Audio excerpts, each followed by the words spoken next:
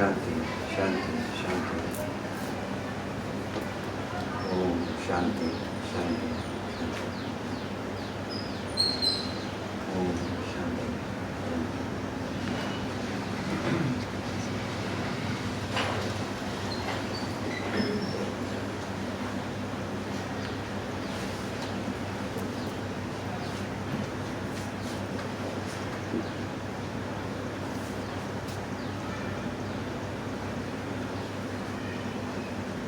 Welcome to Satsang.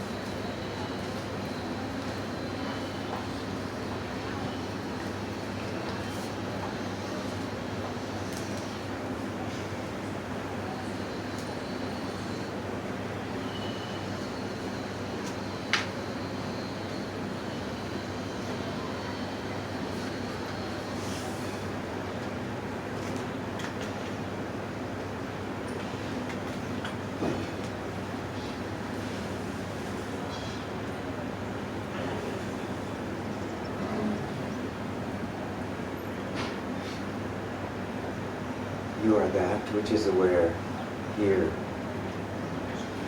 now.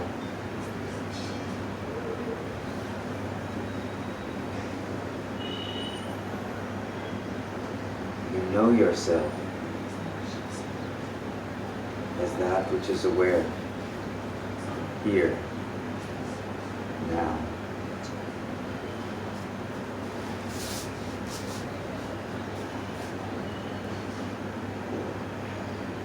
For right now in your experience, there may be something like a sound from outside this voice. There may be some sensation in the body. It's hot. The floor is hard. The breeze is pleasant.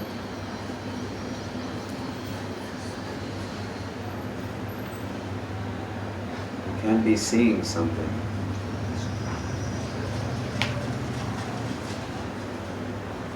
In the mind, in the body, in the world. You can be having some thought. This thought can be pleasant, can be unpleasant,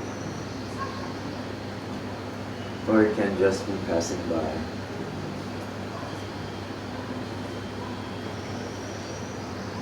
You are not any of that. So ask yourself the question, what is aware? Am I aware?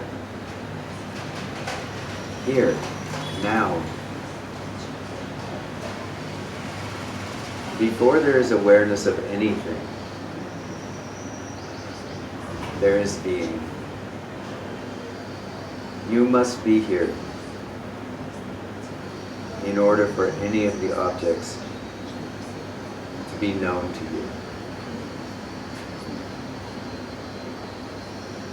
This awareness, which you are, is not about the past, not about the future, which is only a projection of the past.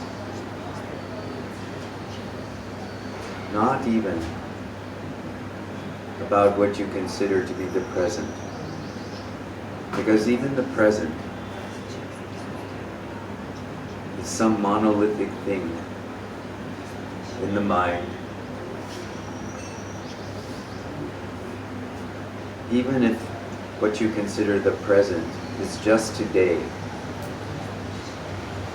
or this hour, or this morning, or this minute, all of that is dead. What you are is eternally here, now. This here now, which you are, does not need a past or a future or even a present.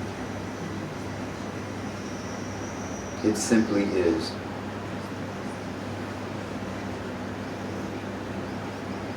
It is here as all of this, awareing continuously whatever is you. Does not even need you.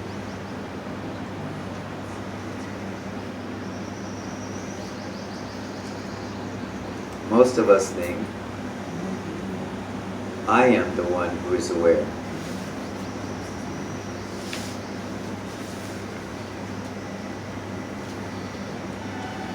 We never look to see directly that even without I, and even before I can say, awareing is happening.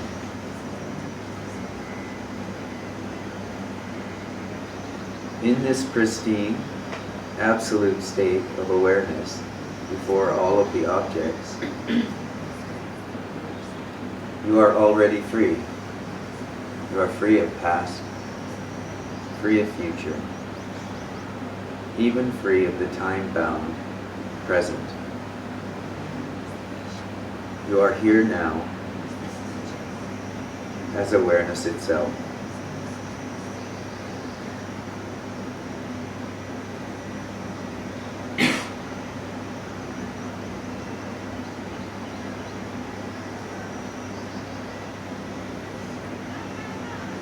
But in some paradox of existence, you have to look toward this continuous awareing which is going on behind the scenes in the mind, the body, and world.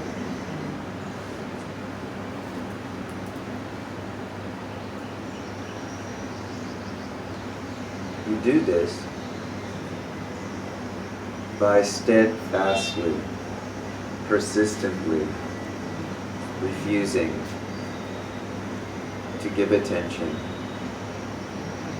to what is rising in body, mind, and world. By this I don't mean that you ignore or deny your own experience.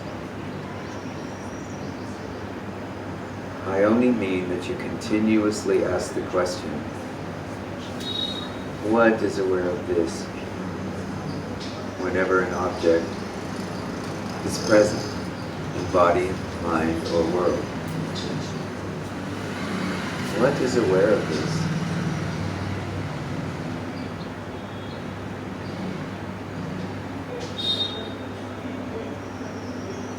By doing this, you are making a commitment to continuously look back toward the source of all of this that rises, seems to appear as body, mind, and world. And it's this commitment that eventually makes you ripe for the grace of true seeing to come, for the recognition that awareness, awareing is here continuously, even if I am not.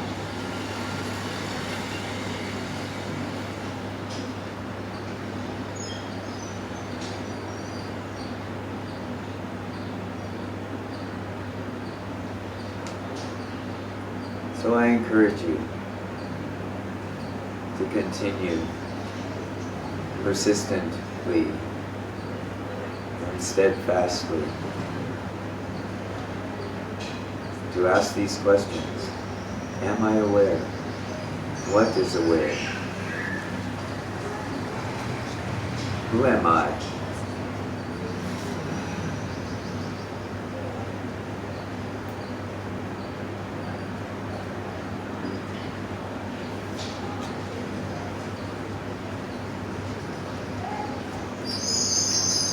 You do this not because you become something different from what you are, but so that you can understand completely that what you thought you were, what you believed yourself to be, was not true. And anything that you believe yourself to be in this moment, other than the absolute awareness self, is also not true. Now you can put all these beliefs, all your knowledge, all that you suppose you understand, down. You can take this huge weight off your shoulders, and you can discover what is already here. That's what you are as being consciousness and bliss.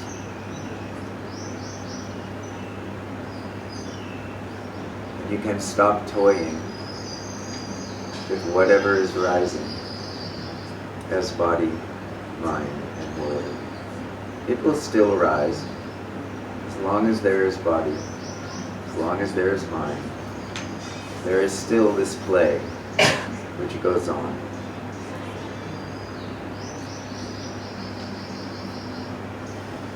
You can enjoy it or not, but you never forget that which is awareing.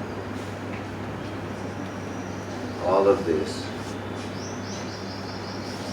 is my true nature as the self.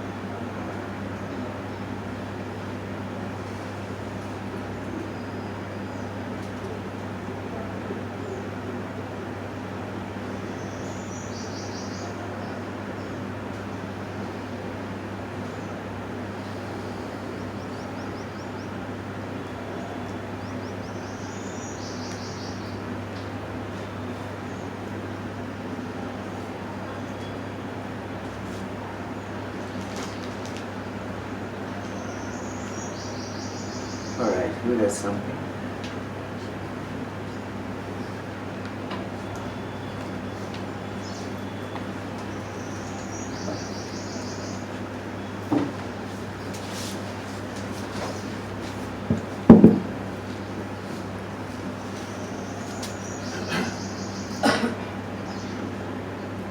the area of action that increases or strengthens the sense of doership.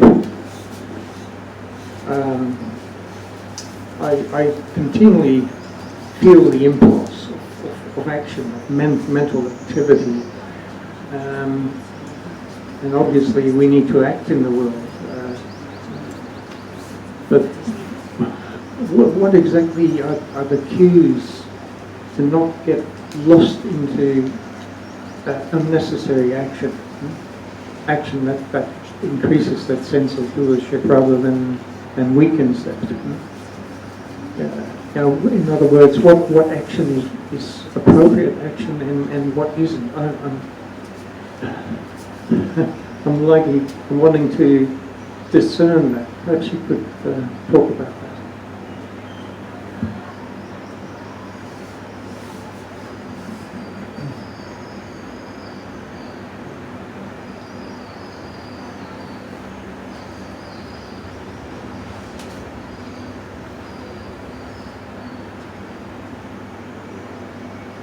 So persisting in turning toward the source, when this is your primary practice,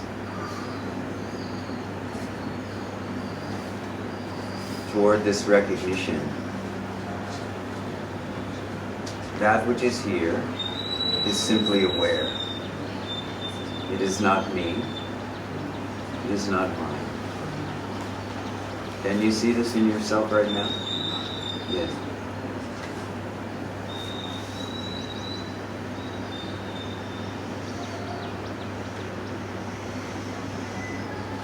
Mind is habitual. It loves habit. It loves repetition. It also becomes very lazy in repetition. And so it goes in the easiest direction. So what you are describing is not a problem with action or inaction. It's a difficulty with identification. Right? This is that sense of doer that you are talking about.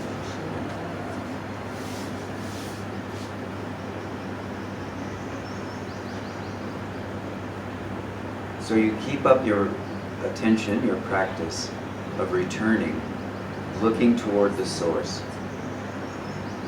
And you just let the action go on as it wants to.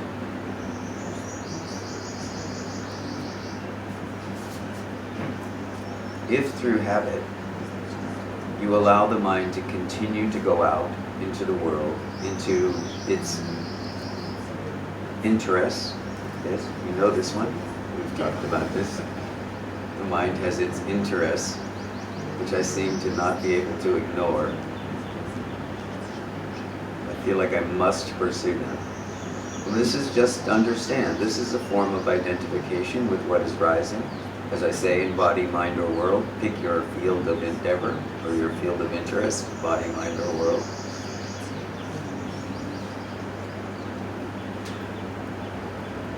But if you keep up this persistent effort to return or to turn toward source or toward awareness itself, not awareness of the object in the mind, the interest in the mind. Remember, that is the food for the mind. When we allow attention to rest continuously in any object, that becomes the food for the mind eventually. So what we are doing here is saying there is something other than mind, there is something other than world, there is something other than the sensations associated with the body, pleasurable, unpleasant, neutral. There is something other than that. So once your interest becomes primarily, what is that? What is aware here? Am I aware? Who am I? Who is this I which is aware? Once your interest is persistently in that direction, then what begins to happen is those interests begin to simply subside. Why? You're no longer feeding them with attention. Your attention is now elsewhere, on what is aware, on the experience of awareness itself as the perception, I exist, I am here. This is what I mean when I say turning toward awareness itself. Turning toward the perception which each and every one of us have sitting here, which knows, even before I, which knows there is this here-ness, this now-ness. As you become more and more adept, remember, this is using mind. Mind loves repetition. So now you are using the same characteristic of mind, which is inclined to go into the objects or interests within itself, or into the interests or objects which are present in the world, or into the objects or interests which are present in the body. You're using this very same tendency now to come to this recognition that what is most interesting is awareness. In seeing how does this work? What is here? Now these are artificial questions. They are questions just to anchor this return toward the source. This is the same with the question, who am I? This is not the end in itself. This is the beginning. Turning toward, repeatedly, persistently, the source. Once there is stability of some sort, even a small amount of stability, then the interest in the other objects begins to subside. This is just the nature of mind. You are not doing anything but being persistent and putting effort in the direction of return to the source. This is your only interest now. So as you do this, a stability develops. But this stability is not based in me. It is not based in mind, right? It is based in awareing itself. I am that which is aware, or there is only awareness. Even to eliminate the I, there is only awareness. This awareing is here now. From this position, whatever action happens, just happens. Now the doer is not present in this, right? There's no focus on this. There's no grasping at the action. There's no identity in the action. By that I mean there is no doer, and also there is no interest in the outcome. It's no different than just sitting quietly at your kitchen table and realizing, I need to go to the toilet. You don't need to think that. There doesn't need to be an I to do that. The body has a reaction, has a sensation. You rise up, you go to the toilet, you do your business, you come back, you don't think about it. It's just, it's so every moment of every day that you don't think about it. So your actions can become like this. And there's no interest in the outcome. There's nothing to get. I'm not going to become smarter. I'm not going to become more interesting as a human being. I'm not going to become more beautiful, more handsome. This is not interesting anymore. And this is a natural falling away. Yeah, beautiful. That covers perhaps 80% of these impulses of mind in the world. And the remaining ones are survival oriented, and needing to do stuff to protect myself. And how does one deal with that and bring that into perspective? Yes. You can remember, especially for those of us who are a little bit more gray, that I am still here. Have you ever failed to survive?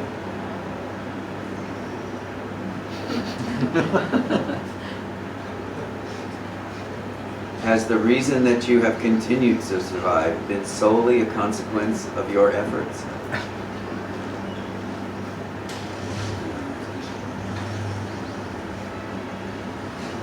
So this concern, this busyness around,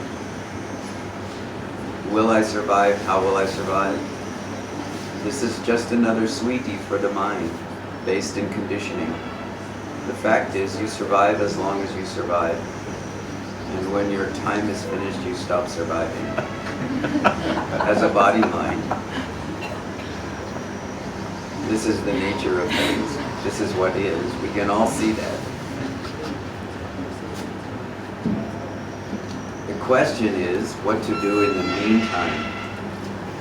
So you have to make a choice in some way. Do you continue to worry about that which is inevitable, which is that either you will survive or you won't? This is inevitable. Or do you use the time to ask the question, who is worried? Who is fearful?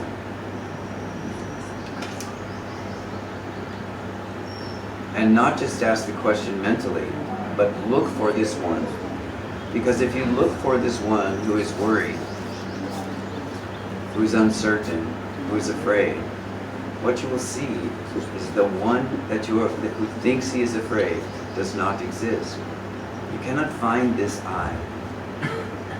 But what you will find as a consequence of doing that is this awareing, which is continuous. And along with that recognition comes the recognition that this awareing is eternal. It is unborn, undying. It is here as this and this and this and this and this and this and this and this.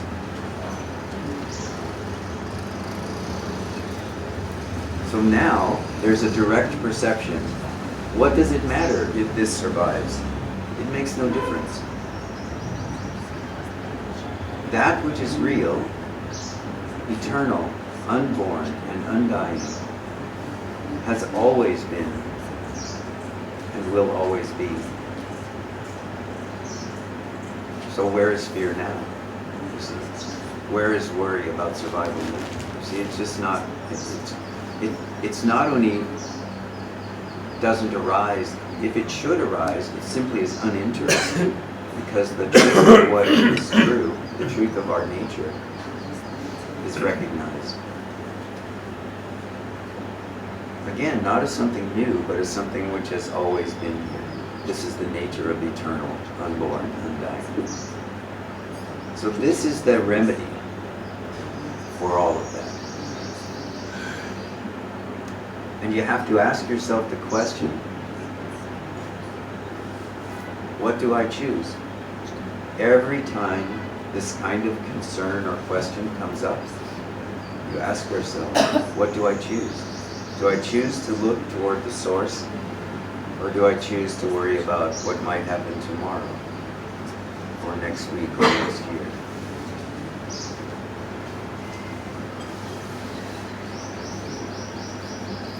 Thank you. You did find me some tailor-made self-inquiry questions. Okay. Good. Very good. Thank you very much.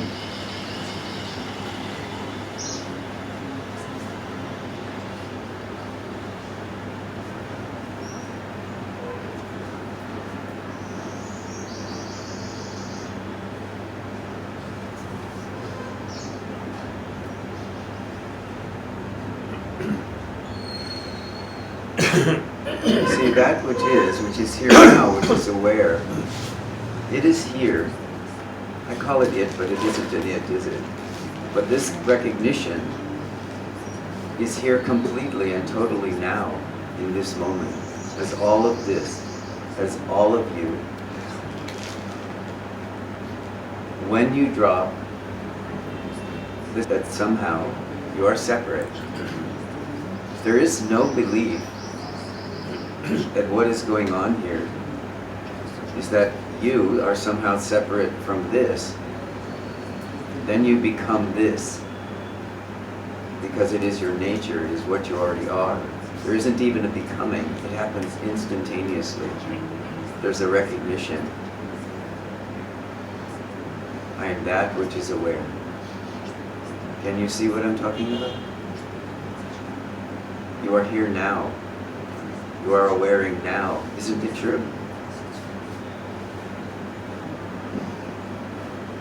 Do you even need to say, I am aware? Or can you just simply be here, awareing? This constant movement of here now.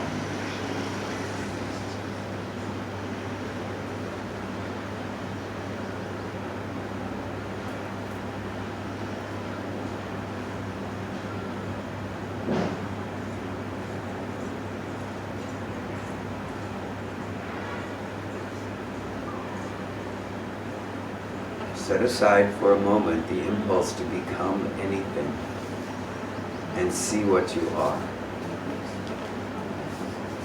Not what you will be tomorrow, not what you were yesterday, what you are now, and now, and now, and now, and now. Some of you have heard this story before. One of my teachers came one day to the hall, and I noticed that she had a new watch on her wrist. And I thought, oh, that's very odd. I've never really seen her wear a watch before. She's not been a person that was really oriented toward time. So after she was done with her talk and I had a minute to visit with her afterwards, I just picked up her arm and said, let me see her new watch. And I picked it up and I looked like this and it said, now. One can say, of body, mind, or world, right? Something is wanting to move, yeah. So this is fine, just understand that that's what's happening.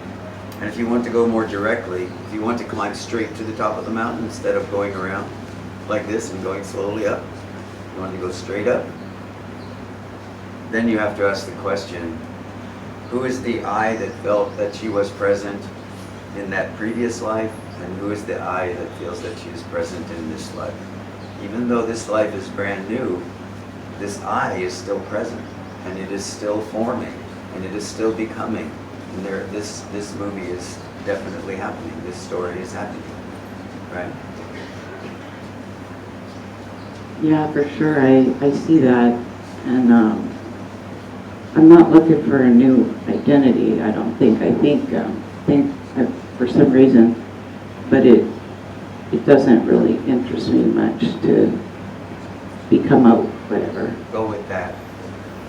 But I think the part that's really painful feels what to do is even people I don't know. It's not that I really don't know. It's the same.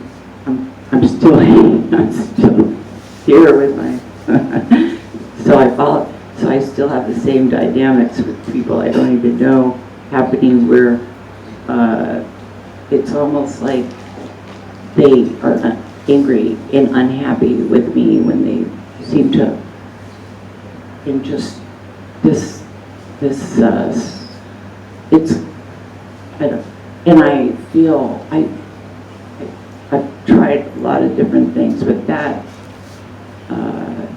when people want something, but they don't always say, or there's these different, a lot of that is happening where I'm staying right now, and I've really not engaged, chosen not to engage, but there's a lot of force coming toward me to stir up, and others are stirring up this, and I'm just trying to be intuitive and...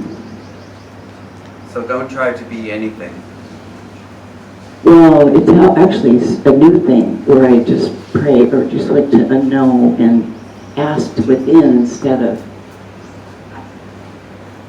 So that seemed to... So if I say to you right now, drop all of that.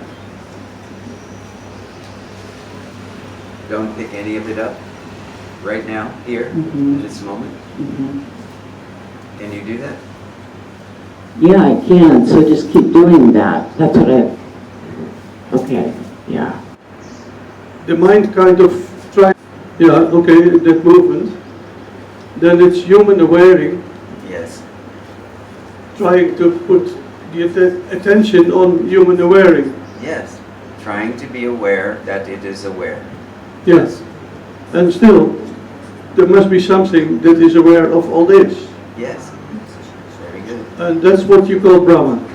Yes, Yeah. or the absolute, Or the absolute, or Logos. or consciousness itself. Yeah. Yes. Mhm. But this question that you're asking is a very important question to be asking at the point that you are at. And the question is, and what will remain when this body-mind is gone? This is a death practice. What will remain when this body-mind is gone? This is acknowledging that the body-mind is temporary and that it will disintegrate. This is the great fear. So if you ask this question, what remains when this body-mind is gone? Then you have the possibility. Again, it's a question that isn't answered by the mind, but it can be persistently looked at. What will remain? What remains when this body-mind is gone? With an open space, then this recognition that is on the other side of this fear can reveal itself. Yeah.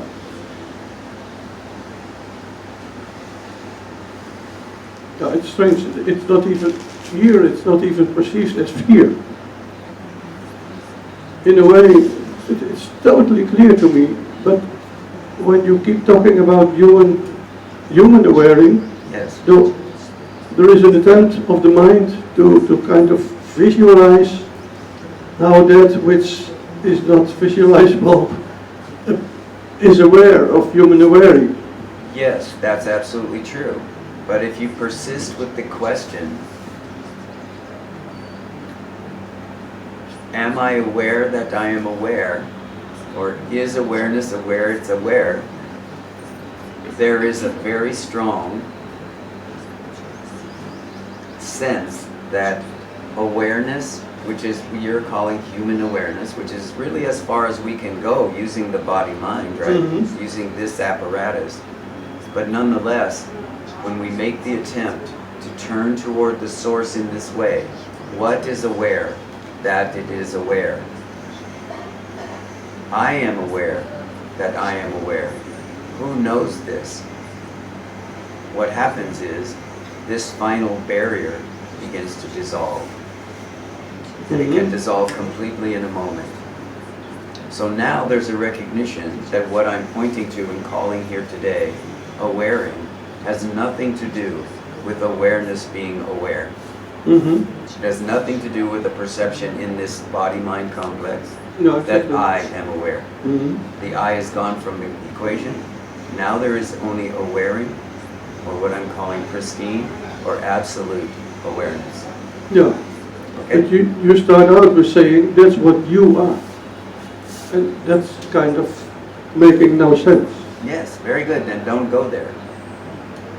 Yeah, but in a way, your way of speaking, and many Yes. satsang givers' way of speaking, tempt the mind to go there. Yes. But I can also sit here for 2 hours and say absolutely nothing and simply be as that. I don't have to say anything about it. But most of the time in satsang, what we are doing is we are having this dialogue, which is more and more trying to get you to turn toward that which is silent. Yeah, but then it's still human awareing, being silent. Yes, but human awareing is the gateway. There is a gateway to awareness knowing it is aware. Before that, ignorance is clouding it. This is what we are doing. Yeah. Right. Thank you for now. And the starting point is this recognition, I exist. So says Advaita, 5,000 years of teachings. So says the experience of all, right, who have known this. So the I is the starting point. So the only reason for the words is to begin to turn the attention which is the food for body, mind, and world, for creating in that way, back toward the recognition of the origin or source of all of this.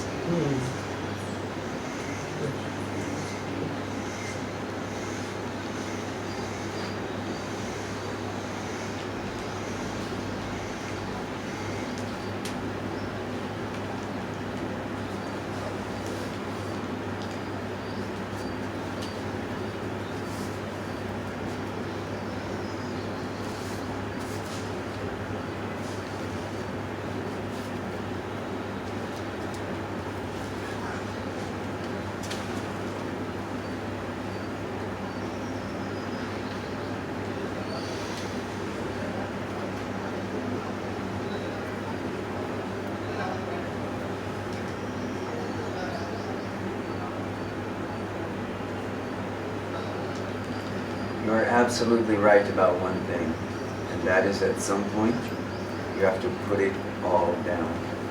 You cannot use words. You cannot use words. Any word that's used won't point toward it. Yeah, sometimes it does. The paradox of it all. Totally. Sometimes it does.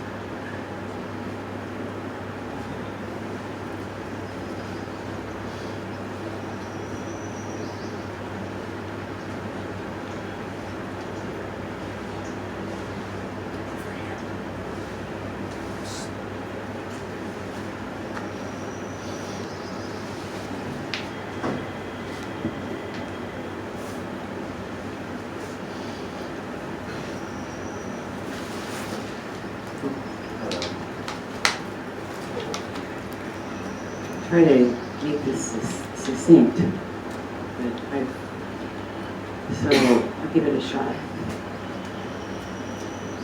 So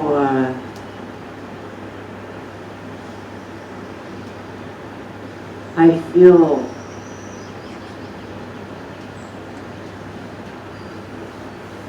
this happening to me where the dissolving of old ways or relationships. A lot of this has been going on for a long time. And I really struggled, fought it a lot first. It was torture in my to just cooperate, accept it, and it just the more I drew in to whatever it's calling me, the more it just started just falling away, and I just had to let go of it for a long time.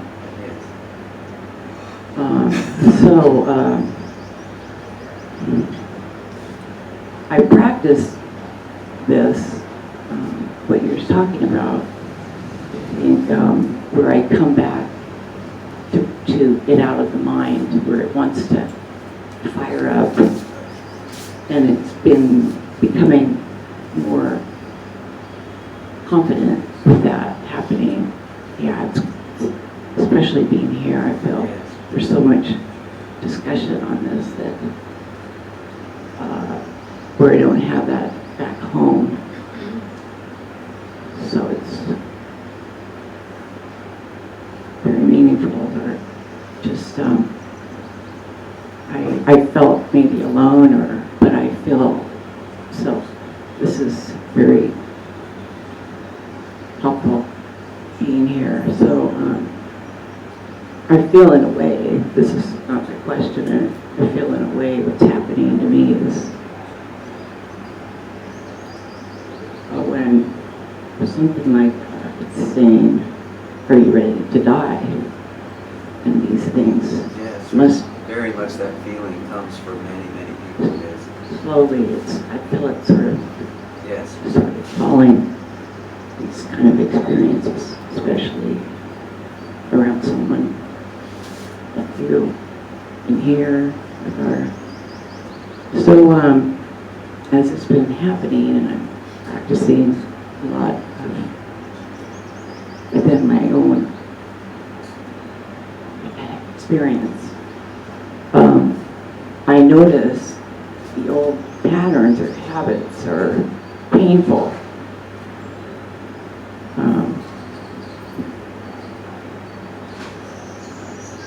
Kleshas or some sanskaras.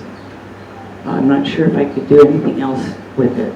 But what happens is a real painful part of this identity, I guess, has been relational with others, and knowing just being so powerless, or what they want, what they're asking from me, and I really struggled with that, and I'm really finding to turn, I just have to make this commitment to this more important than anything, this direct guidance. That has to be everything in order for me to let this go, or whatever it's.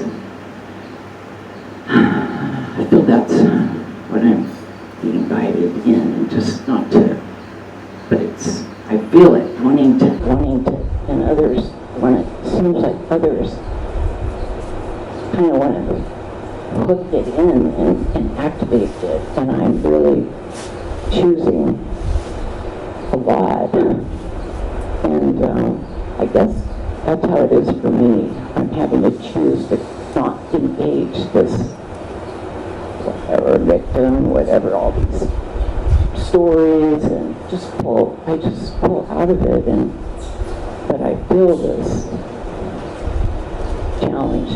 It's hard. I do it, but it's, anyway, I don't know if you know what I'm talking about. Yeah, there is also always a difficult moment for everyone who begins this process, where they begin to realize that things as they were no longer satisfying, and so that those relationships, those people, those situations, those jobs, those places of residence, all of that somehow just seem to want to slip away. So this is quite natural in this process. But in the same way that I'm encouraging you not to identify with anything that is going on in the body, mind, or world, I want to reiterate that you don't need to get rid of people, places, or things in order for this practice to bear its fruit at the right moment. What you need to get rid of is the tendency in the mind to identify with a particular person, place, or thing, particular relationship. Just to know that that is just re-identifying with the past. You can remain as you are, as this awareness that you're recognizing, without actually letting go of anything. You don't have to let go of anything, but many times we do. Not because we are letting go of something, but because the more we rest in this awareing self, the more the unnecessary situations in our lives begin to dissolve and disintegrate, and people move away, and things happen, and we lose that job, and these things just happen quite naturally. Or we stay in that job, but it becomes a lot easier in some way, because what we're letting go of is the identification that I am the one either who is going forward or who is turning around and looking back. So it's always about what is at the root of identification. But there is a period of time where many people, having left identification with relationships or from the past, family, these kinds of things, where there's this recognition that I'm doing that because I'm now identified with this spiritual life. But I'm always reminding people that this is in some way moving from one box into another box. that can only be a temporary situation, because eventually you will come to see that even to take up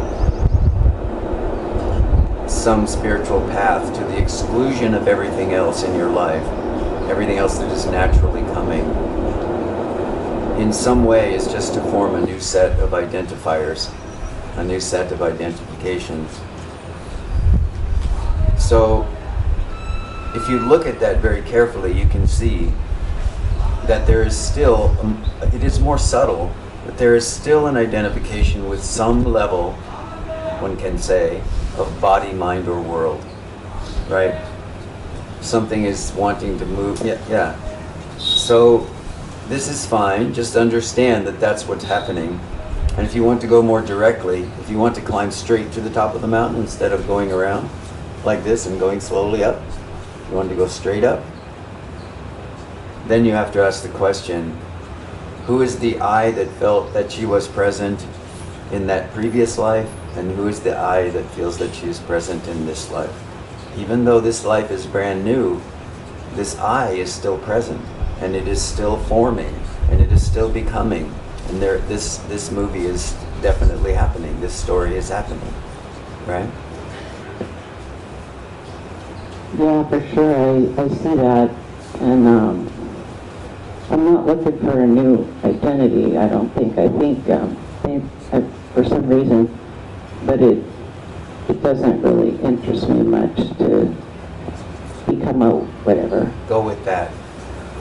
But I think the part that's really painful feels what to do is even people I don't know. It's not that I really don't know. It's the same. I'm still here with my so I still have the same dynamics with people I don't even know happening where it's almost like they are angry and unhappy with me when they seem to, and just this it's and I feel I've tried a lot of different things with that. When people want something, they don't always say, or there's these different, a lot of that is happening where I'm staying right now, and I've really not engaged, chosen not to engage, but there's a lot of force coming toward me to stir up, and others are stirring up this, and I'm just trying to be intuitive and... So don't try to be anything. Well, it's actually a new thing where I just pray or just look to a no and ask within instead of... So that seemed to... So if I say to you right now, drop all of that, don't pick any of it up, right now, here, in this moment. Can you do that? Yeah, I can. So just keep doing that. That's what I... Okay. Yeah. Okay. That's perfect. Thank you. So understand that you're still trying to wrestle within yourself, not in the world. The world is simply showing you that there is still this strong identity which feels like I must be protected, or I must figure this out, or I must solve this problem. This is not dissimilar to what he was saying about, how do I deal with this projection that I won't be safe, or I need to somehow protect or defend. This is just another version of that story. Especially when it's aggressive or actually physical. Well, if it's actually physical or aggressive, there's a simple solution, and that is physically leave. That's what I've been doing. Yeah, it's escalated. Yeah, we're not here Yeah. to suffer. We suffer enough from our own internal abuse mechanisms. We don't need to suffer from abuse on the outer level. We can just go. And this is a form of protecting our practice or our sadhana. right? I mean, we cannot practice in the midst of an environment where, you know, it's just unsuitable for it. When you become a great sage, you can go out and sleep on the road, no problem. Until then, you'll have a great deal of difficulty. This won't support your calming down. That's what I'm sensing, that it's, I think you talk to somebody, you turn toward love turns toward love, and it's information for me to... Yes, but understand that for Westerners there is often this lack of recognition that the first place that love has to find its footing is here, in the sense of being an individual.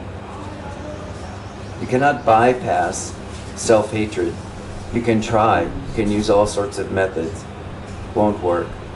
Eventually you have to come to realize that the foundation of all love is what you feel in the center of being. So you begin with recognizing anywhere within yourself that there is a lack of love. So if it becomes necessary for you to say, in order for this commitment I have to be the most important commitment in my life, I need to move to this building which is quieter, or I need to move out to the country or something like that, then you just go ahead and do that. But understand you're not doing it to get rid of something. You're doing it actually to support yourself, to self-love, and support yourself in this undertaking that you've committed to. I understand. Yeah, thank you. This is in some way why everyone originally came to Arunachala, everyone who's here, not just in this room, but everyone who comes. Because there is a recognition that to leave one's home, to leave one's family, to leave one's past in some way, creates an opportunity to leave the past behind and to see in this moment what is here. You know, this is the call of Arunachala, the call of the great sages. So there has to be some place at which you recognize that this is the call of love and the call of self-love.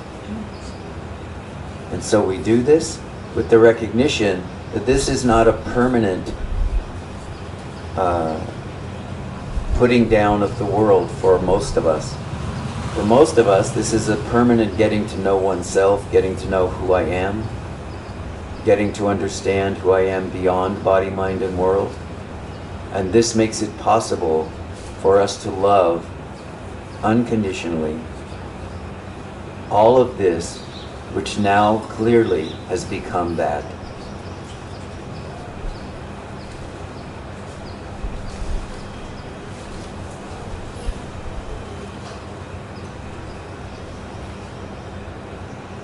Do what you need to do to support your sadhana. And don't judge yourself about that. Your heart, the heart, is leading you on to the life that's necessary for you to see and know, who am I? This is the point of being here. This is the point of doing this.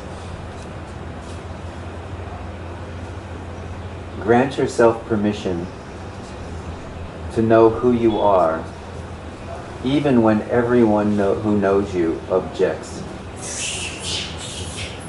I know that many people sitting in this room know exactly what I'm talking about.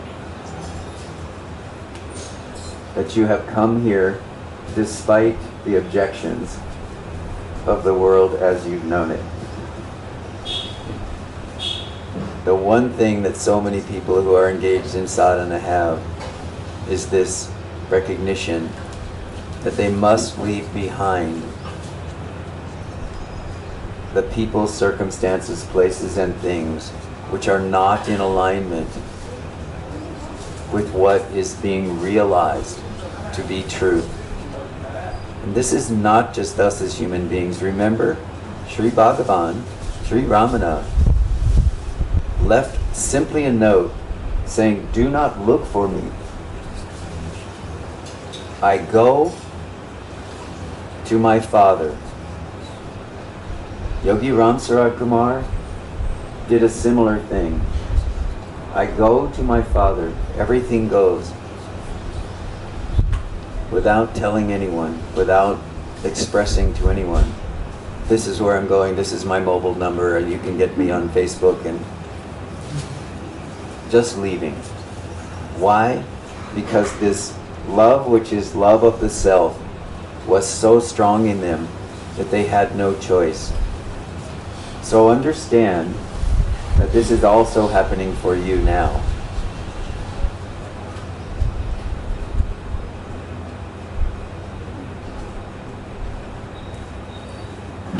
Give yourself the opportunity to discover first who you are. Then you will discover this self-love, love for the world, love for all beings. This recognition, this direct perception that all of this is that. Anyone who needs to come back into your life once you have understood all of this is that, they will come back easily. They will have forgotten who you were because they will see who you are.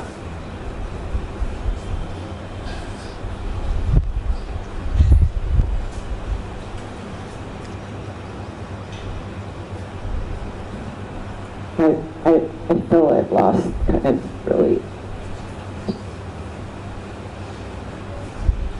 I don't have anything to say about that. I don't feel anything about that.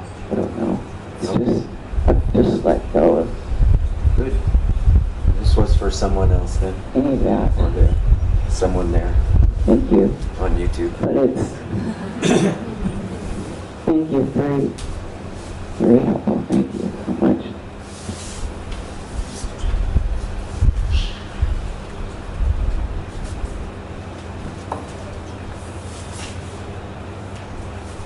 Namaste. Namaste. English You have to hold the microphone up like this? on Russian. Yes.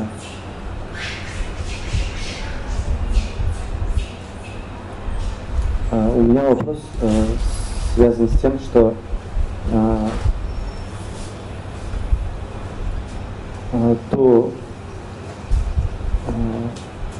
до встречи, до соприкосновения с Адвайтой я занимался взаимодействием с людьми, консультации, коучинг, психология. Вот.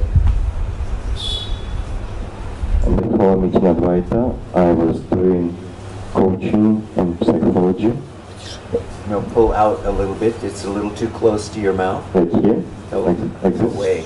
Yeah, your voice is very deep, so if you speak into it, it rattles. Like this. Better. Yes. Very good. Thank you. Before meeting Advaita, I was doing psychology consultations Yes? and coaching. Okay.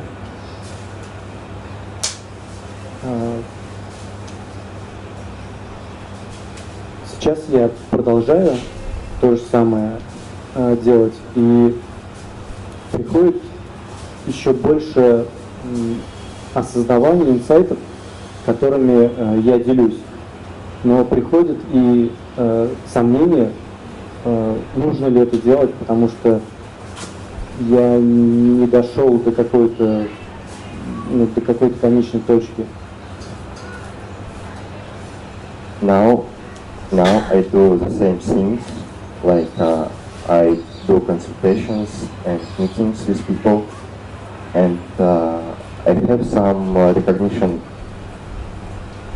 myself, but he says, should I speak with people about it? Because I didn't get to some point, I didn't establish in myself.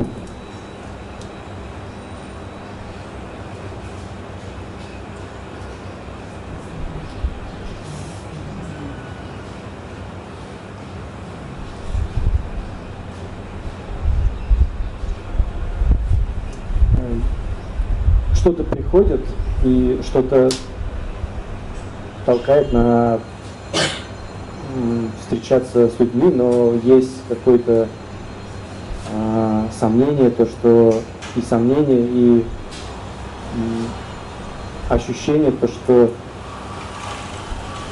в этот момент что-то поднимается, какой-то, может быть, эго, какие-то вот процессы, и есть сомнения, нужно ли мне это. Я вот даже не знаю, просто, ну вот как это происходит, и у меня вот этот вопрос очень такой насущный для меня. When I give my consultations, my ego can come up, and I have a doubt: should I continue to give my consultations or no? So that is the question.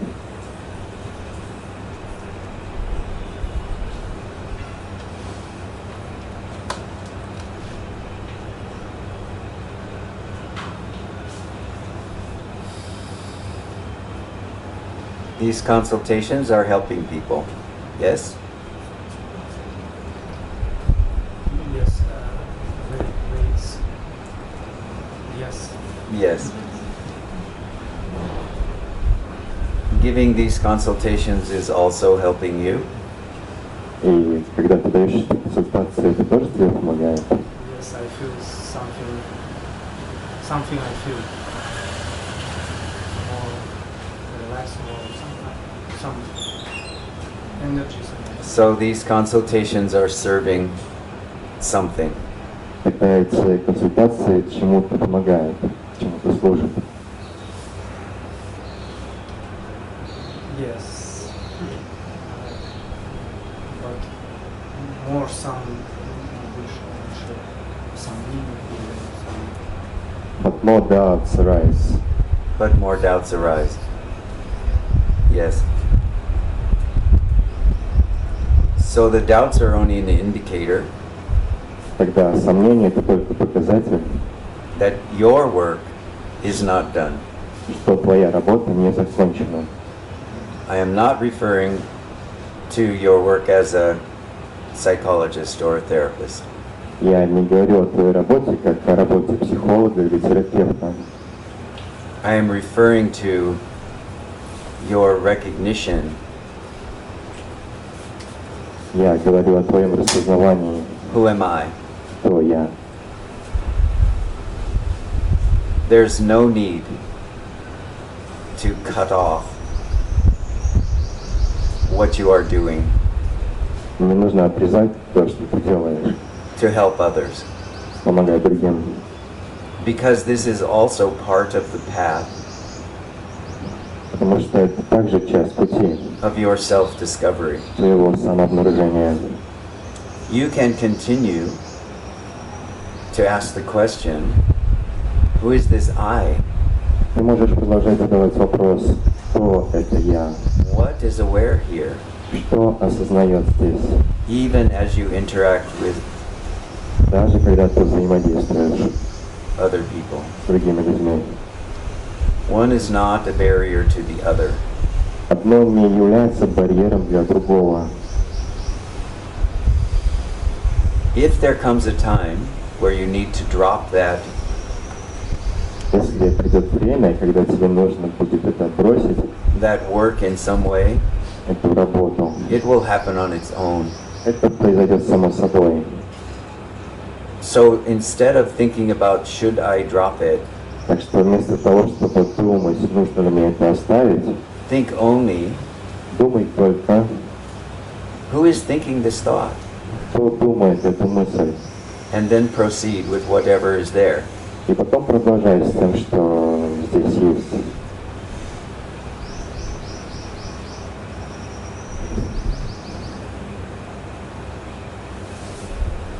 I thought I heard you ask Я думаю, ты спрашивал, something about should you start to talk about this нужно ли тебе начинать говорить об этом with your clients.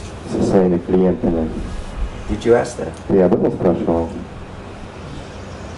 Я само изучение, задавание вопросов, это уже дополняет общение, консультации. Вот. Вот нужно ли продолжать это, как расширять?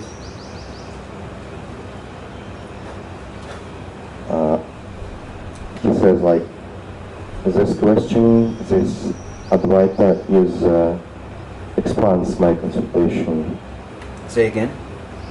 Advaita, this question, who am I, like, do my consultation more expand, more beautiful. Should I continue like this? Well, continue it for yourself. And then use your open heart, your intuition. Продолжай для себя и тогда используй свою интуицию, свое открытое сердце. To know whether it is time with this individual or that individual, to bring them more into this conversation. Чтобы понять, с каждым человеком пришло ли время поговорить с ним об этом или не пришло. Always your focus in this consideration Всегда твой фокус на вот этом, на этой заботе needs to be what is right for them, not what do I want to say. Всегда твой фокус должен быть на том, что правильно для них, а не на том, что я хочу сказать. In this way, it becomes fairly easy, quickly, to understand who you can speak in this way to and who you have to wait. И тогда таким образом тебе очень просто станет понятно, с кем ты можешь говорить об этом, а с кем нужно подождать. So this listening is not happening with the ego, and then the ego is not talking. This listening is happening with the heart. Так что это слушание происходит не эго, и тогда эго будет слушать, говорит. Это слушание происходит сердцем, когда сердце будет говорить. And then the heart is speaking when the time is right. И тогда сердце будет говорить, когда время пришло для этого.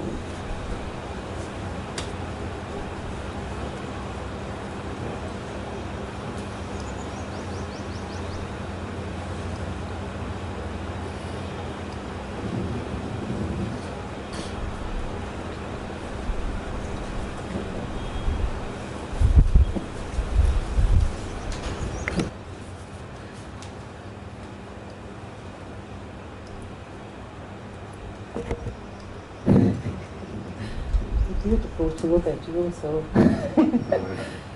the question might not come so easily. And the question is right about this. When I go to Skandashram or sit in Ramana's meditation hall, the energy, I don't know if it's Ramana's energy or people who are meditating, their energy just kind of, I'm just in the midst of everything and I don't need anything. Like this power comes through me and it's enough. Even with my body, I feel like going from Skandashram that everything is okay, problems vanish somewhere. Yes. But then I do not want to do any inquiry like asking myself who am I or something. And I use mainly inquiry when I am in painful situations. And in that way, the inquiry starts to associate me with pain. Like, I do not want to do this. I am trying to take this as a medicine, like in extra situations. Should I just bring inquiry in these happy situations when my mind is quiet, or just keep it, stillness is enough? If you are going to Skandashram and this is happening, or you are sitting in Ramana Samadhi and this is happening, just keep quiet. The master has you. You are in the mouth of the lion. Just.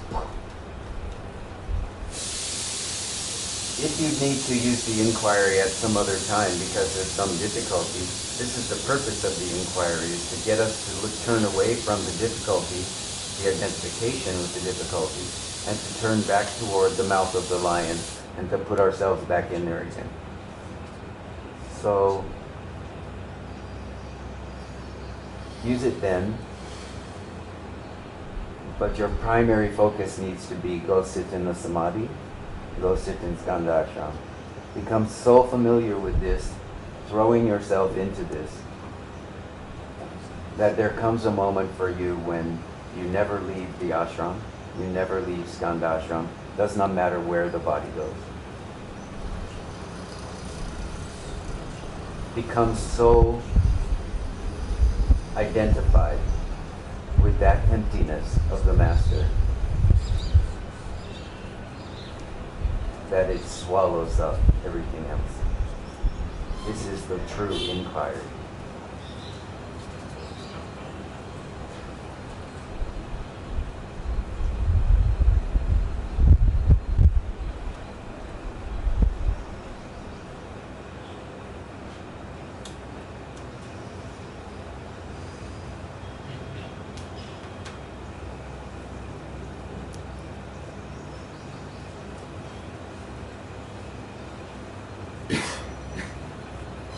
The simplest way that you can be helpful for yourself when you are experiencing some difficulty and you are not, and you begin to use the inquiry,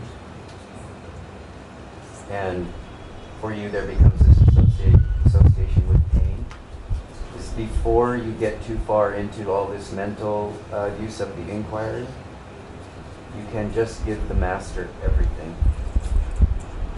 There's this tendency often in devotees to understand, to think that what needs to happen is I can, as long as I am peaceful, calm, serene, and centered, then I know I am here with the Master, and I know that everything is fine, all is well. But when some difficulty comes, then I have to pick that up and do something with it and struggle with it and make some effort and do some inquiry.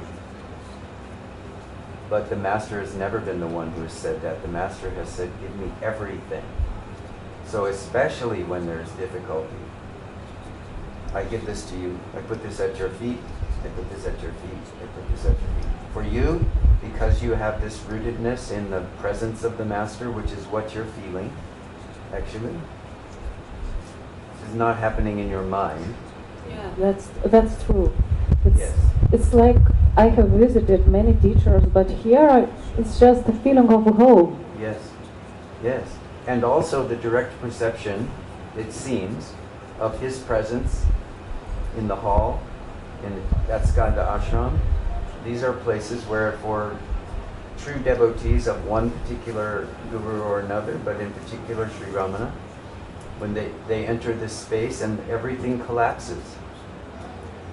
And there's just this, like you said, everything is good, everything is fine. I don't need anything. This is the presence of the Master which does this. This happens many times for people in the Samadhi. So let this be your primary remembrance, so that even when you face difficulty, this is your remembrance, then you automatically say, Bhagavan, I give you this. If it comes to you naturally somehow in that moment to ask this question, who is giving the Master this? That will come on its own. But for you, so you don't get so involved in that whole triggering of pain and associating this is the mental return of some samskara.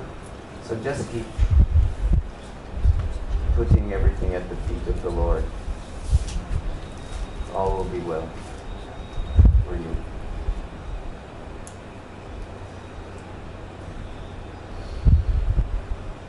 I sometimes tell this story. The first time I came, I was just coming into the hall.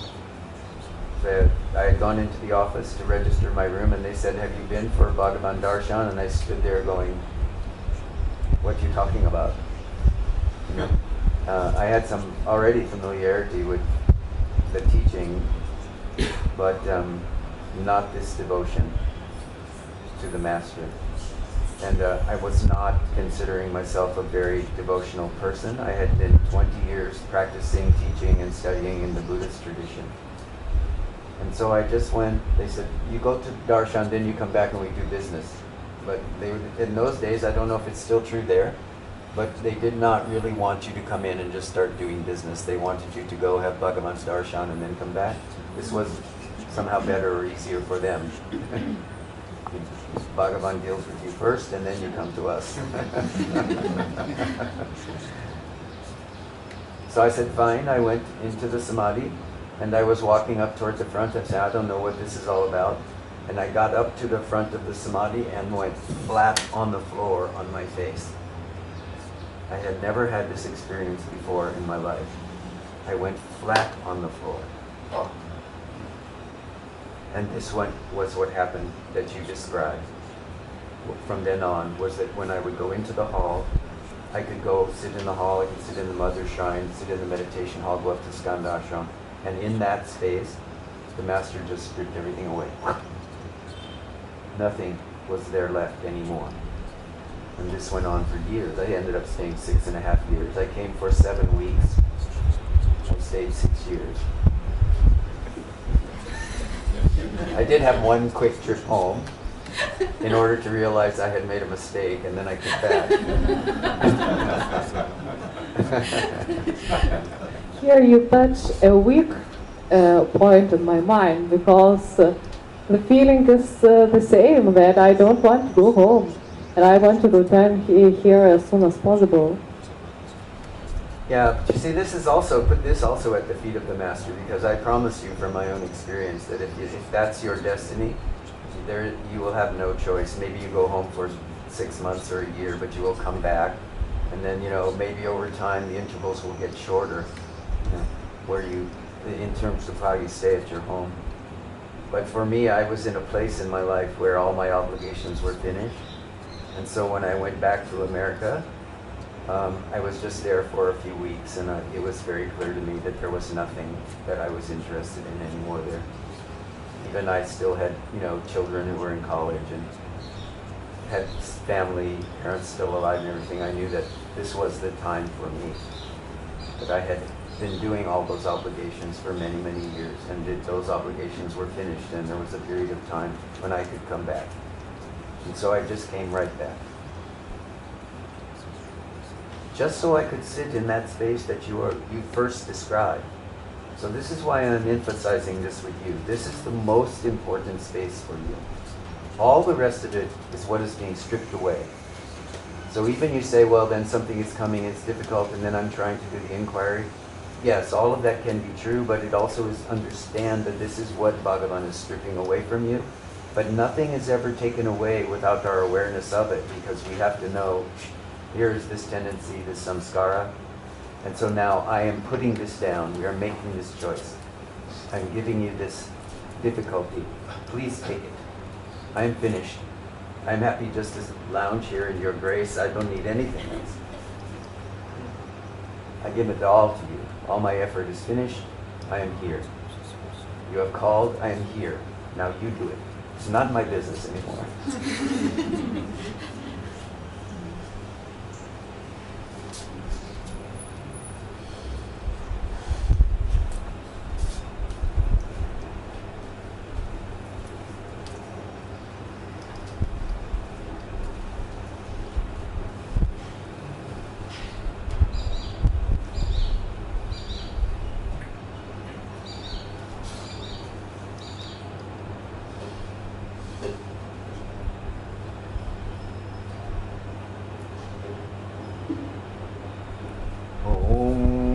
Trayambakam yajamahe sugandhim pushtivardhanam urvakamiva bandhanam mrityor mukshiyamamritava swaha bhuva bhu om sat jung ham om